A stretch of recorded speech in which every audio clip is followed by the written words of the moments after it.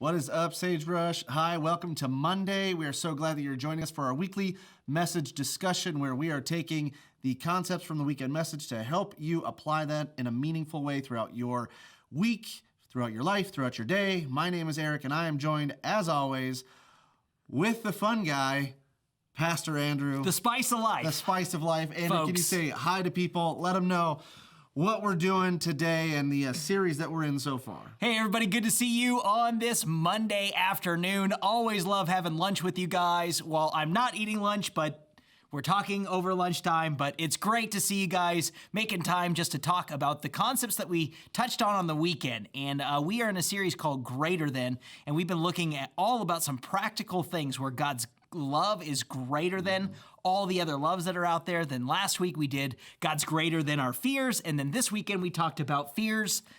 Wicked stepbrother, worry. Yeah, stepbrother. That's funny. Yeah, I actually... Not stepbrother. I think Todd says it as cousin. He said cousin, which I enjoyed because I thought, we talked about it last week. It's kind of tough sometimes to say, like, what are you afraid of? Yes, what are you and what are you worried worried? about? And then Todd even introduced the concept of being concerned, right? Yeah. Some of us say, well, I'm not worried. I'm just concerned about a lot of things. And he talked about how concern was different than worry, which is a little different than fear. So very practical stuff these last 2 Yes. weeks. And if you've missed it, make sure you go back and watch sagebrush.church/watch. You can check it out on YouTube, on Facebook. We've got our messages up there. Share it with a friend who might be suffering from some of these things as well. Because I really think that this series so far has been super practical and I've enjoyed So it. good. So today, Andrew, we are going to be going through our small group discussion curriculum or questions, and we're going to be basically giving you a little bit of a peek into what it looks like to run or to be a part of a small group. We know some of you small groups use this every week, but if you're on your own, feel free to press pause and journal about it. Talk to the people around you. If you're eating lunch with them, just ask them a random question. That's cool too, or discuss it as your small group as well. Andrew, why is it so important for us to be involved in small groups, especially as it comes to the topic of worry? Yes, well, man, you're always going to either be in a storm, coming out of a storm, or going into one. We always say that around here. And we know that small groups are a way to really walk with you through whatever times that you're going through.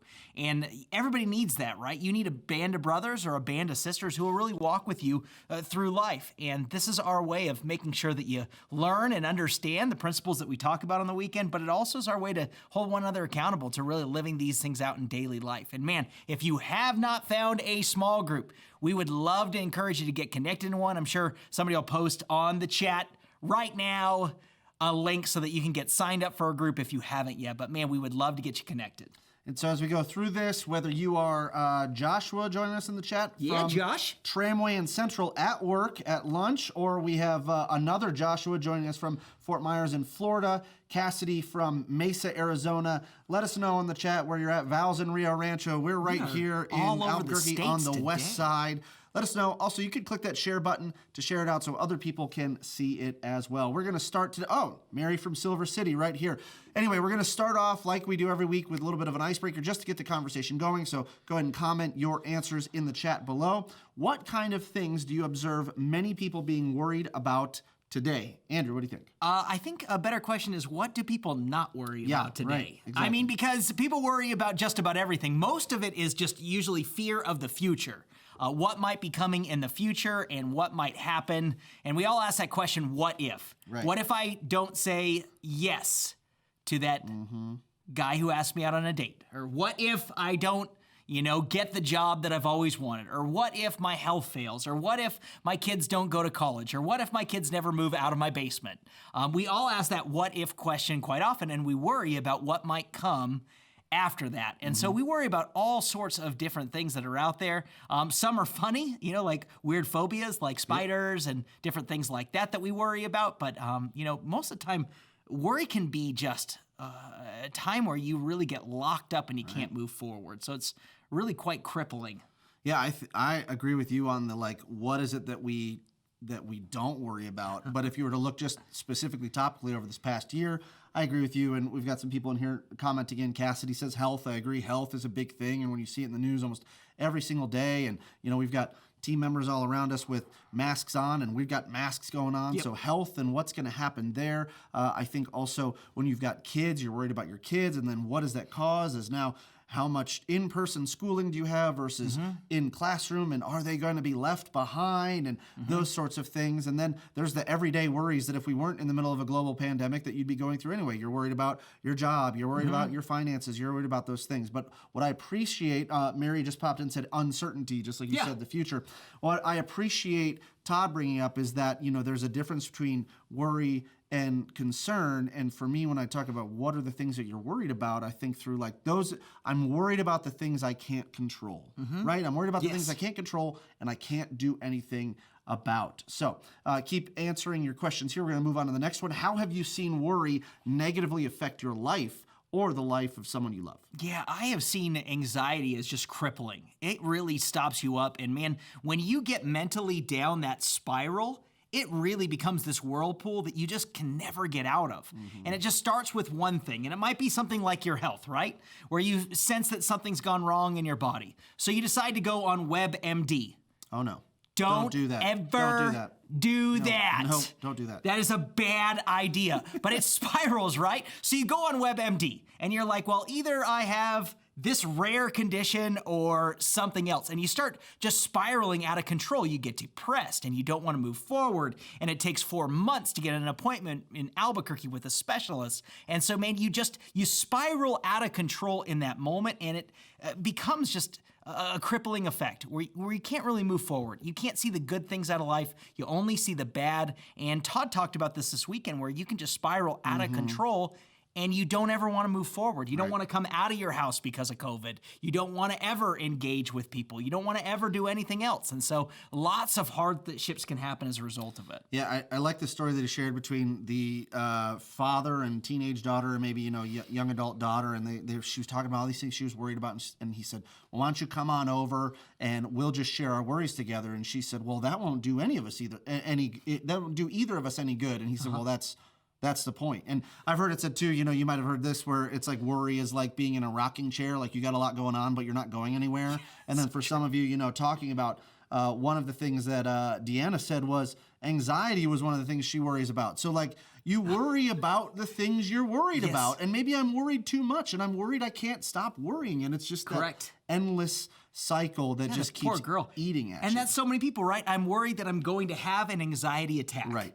And it's going to be crippling. Yep. And so I'm worried that I might be kicking up. My anxiety's kicking up. And man, it can be just so debilitating. So before we move on, I just need to say this, it should go without saying, but we want to address this as well. Like, first of all, we talked about with fears too, those emotions that come up when worry and fear happen, like those are real for you. They like are. that experience that you have. Some people have physical manifestations of that, as far as what anxiety and panic attacks can cause. So we are in no way downplaying that. And of course, if there's something that you need to see a health professional for, we recommend you do that. So all the things we're going to talk about here are on the spiritual side, but that does not substitute the fact that God provides people like counselors, like therapists, like medication that can help us with maybe some chemical imbalances that we have. So just to say that before moving on here, we're going to be in the Bible here in the book of Philippians. You can open that up. You can open up a new browser tab or get out your analog Bible like Andrew has right here on the table. We're going to be in Philippians chapter 4, verses 4 through 7. And as you read these verses, think about or journal about what stands out to you. Here we go. Always be full of joy in the Lord. I say it again. Rejoice. Let everyone see that you are considerate in all you do. Remember, the Lord is coming soon. Don't worry about anything. Instead, pray about everything. Tell God what you need and thank Him for all He has done. Then you will experience God's peace, which exceeds anything we can understand. His peace will guard your hearts and minds as you live in Christ Jesus. Question we want you to answer here is, how do you think prayer helps fight against worry? And what is the result according to these verses? What's the result of prayer? Yeah, I think that Paul is just readdressing their focus, right? Instead of being worried about all these things, instead, take that opportunity to pray. And so really, he's kind of resetting their mindset in this moment and saying, man, you got to take your focus off of those wrong things and put it on the right things. Yeah. And so he says, don't worry, pray. And they knew this of Paul, right? Because in the story of Philippi, Paul had gone there and had been in prison, had been beaten, and late at night he's singing songs in the prison, and he's praying. So these people would have experienced the fact that this was a man of prayer, that regardless of the circumstances on the outside, when, man, life was thrown against him and he was put in jail, man, this is a man who prayed through every single circumstance and really relied upon God. And so I think in this circumstance, the same is true for us. No matter what we're going through, we can turn to God in prayer. We can thank him for what he's done. We can ask for what we need because he's this loving father. And I have 3 little ones at home, and I try my best to be a really good dad, but I want to give my kids good gifts. I want to take care of them. And when my kids come to me and they say, Dad, I really need your help, I don't look at them and like, well, go figure it out. Because that'll sounds hard for you. Have a good time with that. No, me as a dad, I want to help them out. I want to walk with them, and God is no different. He's a loving father that wants to listen and help us. What about for you? And that may not be, correct me if I'm wrong, but it may not always be solving their problem. It may be equipping them to solve the problem. Correct. It may also be just listening to them as they go through the things that aren't that big of a deal in the long run anyway. And so Joshua said, the Lord is coming soon. And that's great. I sometimes skip over that when I'm reading here because that second part of the passage, don't worry about anything, pray about everything. That's the Hobby Lobby verse, right? Correct. That's the one you put on your coffee cups and stuff. But remember, the Lord is coming soon. And I love your analogy about the kids because you think through. It's like there are times where it's like, okay, I don't need to deal with this right now because Dad's coming back, or I don't need to deal with this right now. Mom's coming back, whatever. Like God is coming back soon. And so that's going to make everything okay. It may not be good right now. In fact, I tell my youngest son this all the time. I say, we're going to take care of you, right? Like, so if your older brother's beating up on you or something's not fair, just know that like whatever's going to happen, we will take care of you. And I think that helps him realize it's okay because we'll make this right. If he stole the toy or he's not sharing or whatever, so it's going to be okay. And I love that story that Todd shared this weekend about his in-laws and the conflict that they were having. And he said, like, he stood next to his brother-in-law and, the guys continued this fight thing. But then his bigger brother-in-law came and stood next to them. And he said something that I think is very clear for us here that applies really well. He said, I wasn't worried anymore when someone bigger than me was standing next to me. And I think when I think through that and go, God is bigger than my worries, God is bigger than my fears, God is bigger than my current circumstances. He's standing next to me through this. So what do I have to worry about? Yeah, and Todd also could rely on Smith and Wesson. Yeah, exactly. That would be much better if I had bigger arms. We got a little bit like water and pistol. Yes. I got, noodle arms here. That's me too, so. Yeah, I don't think anybody, if you're standing here and it's just me and Andrew standing next to you, I don't think you're done worrying. You're not very intimidated when I much. stand up. There's no doubt. You're like, where's your older brother? Okay. But that's the key, is bringing prayer to someone who's bigger that can help. No doubt. Is great. Moving on to the next question here is, moving on. Sorry. Read Philippians 4, 8, and 9. We're going to go to the next 2 verses. And as we read this, why do you think this command to consider what we are focusing our minds on is the command, follows the command not to worry? So we have a command and then command not to worry here. Here we go. And now, dear brothers and sisters, one final thing. Fix your thoughts on what is true and honorable and right and pure and lovely and admirable. Think about these things that are excellent and worthy of praise. Keep putting into practice all you learned and received from me, everything you heard from me and saw me doing. Then the God of peace will be with you. All right, so answer this question. What are you currently worried about, and how has the worry been stealing from your life? Yeah, we've talked a lot about just different worries that I have, like whether it's being a dad and trying to raise my kids in the culture. I've also gone through just fears with my own health. I am not a young man anymore, Eric.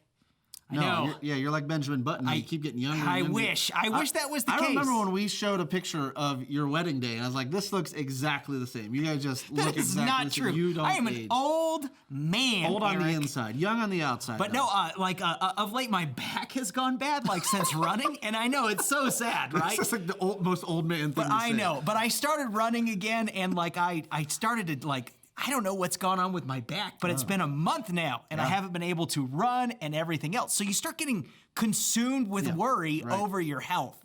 And you're wondering, man, will I ever be able to run as well? My mile times are slipping now and everything else. And you start to get really concerned, if you will, about your health. And so that's been kind of my concern lately. It's just been my health a little bit and my kids all the time. I worry about them. But I love from this passage of scripture because it talks about this idea of, man, don't worry, but instead fix your eyes on these things. Yeah. What's true and what's noble. And Right. I've heard it said before, where your focus goes, energy flows. Yep. And that's been said by like almost every single self-help guru out there, and as well as pastors. You'll hear that all the time. Where your focus goes, energy flows. And that's so true, that when we focus on all the negative things in life, then our energy and our focus goes towards those things, and we start to kind of move that direction. So when our focus is on the right things, like Jesus Christ and like prayer and turning to our Father who's in heaven, then man, it just changes our whole perspective. Yeah, I agree. I love that you brought that back to the list of things that it talks about, because it says the first one is focus your thoughts or fix your thoughts on what is true. And I don't know if any of you have gone through any sort of therapy or anything else like that for anxiety, for worry. Some things, and I'm not a therapist, so I'm not telling you to do this medically, but some things that recommendations that I've heard that have been given to me is like when you go through times where anxiety is coming up, is to focus on things in your physical reality. Focus for something that you can see, that you could smell, that you can touch, and that will help ground you. So even if you don't believe in the Bible, like these are the things that that medical professionals are giving you to say, like, okay, I'm anxious right now, and you kind of even go through something like black table, laptop, like the things that you can control, or not that you can control, but the things that are true around your situation to ground you from those things that are untrue. Yeah. And so spiritually, I think that's accurate as well, is just to go through those processes. Go, what am I worried about? Okay, so for me, the things that are stealing that joy or stealing from my life is like when I worry about my kids, when I worry they're going to be okay. And now to think through what is true. Is it true that I should be concerned with their safety? Yes. Should I do everything that I can within my powers as their father to keep them as safe as possible? Yes. But like, where is that line of things that are not true or things I cannot control? The future I cannot control. We've talked many times. One of my sons has a medical condition that I can't control what's going on in his brain, and so like to spend more and more time worrying about that is just going to hold me back from the things that I can control and the things that I can do as well. I totally agree with that. And I'm right there with you, Eric, with my kids or with anything else where we play the what if game. We have these scenarios and we dream of what they'll one day be. Right. But sometimes it's just letting go of control and saying, God, they're in your hands. They're yours. Yep. And I'm not going to sweat this out. Exactly. And Deanna said, change what if to what is. What a great mindset. Way to go, Diana. Focus on that truth. You go from, hey, what if this, what if this, what if this, and then even redirect to what is. And I think that's a great aspect. We're going to give another plug for why you should be in a group, and for some of you, why you should be in a living free group as well, is because the support of others around you can hear those worries that you're talking about and help refocus you and give you back truth. Oh, what if I do this? What if I do this? Now, you can support the other people in your group by saying, well, what is true in this situation as well. All right, next question. How in the past has prayer given you peace in a season where you feel worried? Sure. I love that prayer takes my focus off of myself and my own problems, and it redirects my focus towards God. Now, let's remember, God knows everything that you need before you even say it. Right. You don't have to go to God with a laundry list of things that you need him to do. He knows what you need as a loving Father. But prayer really acknowledges my own dependence upon God. Yes. It's my way to say that I am utterly helpless without you intervening in this situation. It's my opportunity to say, God, I need you in this. I cannot do this on my own. But that's just our problem, right, as humans? We think that we can handle everything ourselves. We think that we know what's best for our own life, and so we don't want to acknowledge our dependence upon God. But that's why prayer is so important, because it changes my mindset, takes my focus off of myself, and says, God, you're the loving Father, and so I'm dependent upon you for this.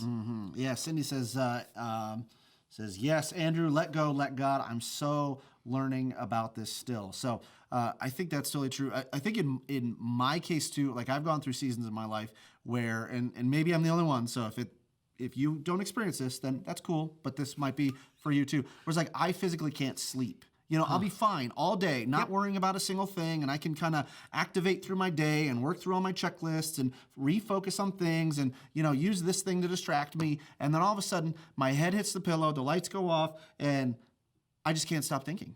I can't stop thinking about those worries and those what ifs and the scenarios, usually the stupid things I've done throughout the day and like how that's going to affect me tomorrow, or the things that I'm just worried about just keep cycling through my brain.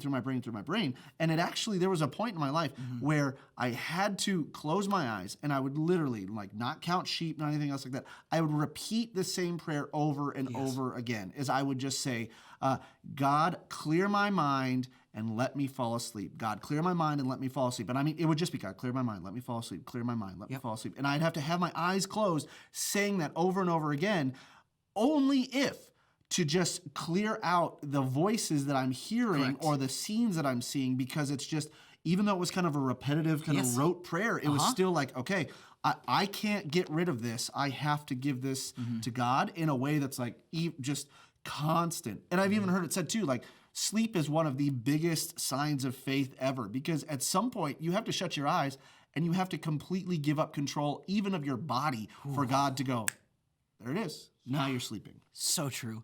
I used to say the prayer from one of the Psalms. It's early on, I think chapter 3, where it says, "In peace will I lie down and sleep, for you alone make me dwell in safety."